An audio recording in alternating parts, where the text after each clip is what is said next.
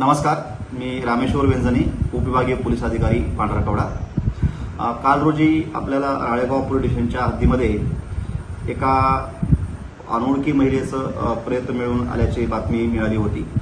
सदर बातमीवरून राळेगाव पोलीस स्टेशनचे पोलीस निरीक्षक आणि त्यांच्यासोबतचा स्टाफ हा तात्काळ घटनास्थळी रवाना झाला। सदर अज्ञात महिलेबाबत विचारपूस केली असता आणि तिचा आसपास शोध घेतला असता पोलीस स्टेशनला दाखल असलेल्या मिसिंगवरनं त्यांच्या नातेवाईकाला बोलून त्याची खात्री केली असता सदरची महिला ही पिंपरीदुर्ग येथील असल्याचे समजले।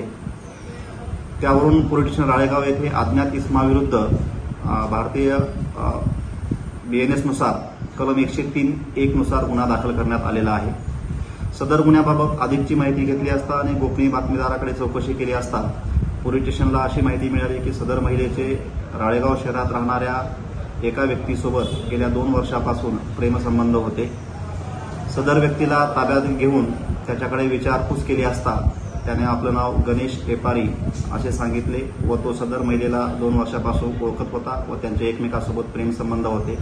परंतु त्यामध्ये मागील काही कालावधीपासून सातत्याने वाद उत्पन्न होत असल्याकारणाने सदर व्यक्तीने या महिलेस राळेगावपासून एक 5 ते 6 किलोमीटर अंतरावरती असणाऱ्या जंगलामध्ये नेऊन तिचा खून केलेला आहे अशी त्यांनी कबुली दिल्यावरून त्याला अटक करण्यात आली। त्याला आज रोजी माननीय न्यायालयामध्ये हजर केले असता न्यायालयाने त्याचे 22 तारखेपर्यंत पोलीस कस्टडी रिमांड दिलेला आहे।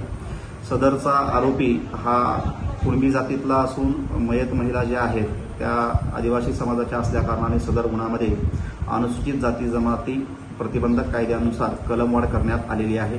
सदरची जी कारवाई आहे ते पोलीस स्टेशन राळेगाव तसेच स्थानिक गुन्हे शाखा यवतमाळ यांनी मिळून माननीय पोलीस अधीक्षक तसेच अप्पर पोलीस अधीक्षक यांच्या मार्गदर्शन केलेली आहे।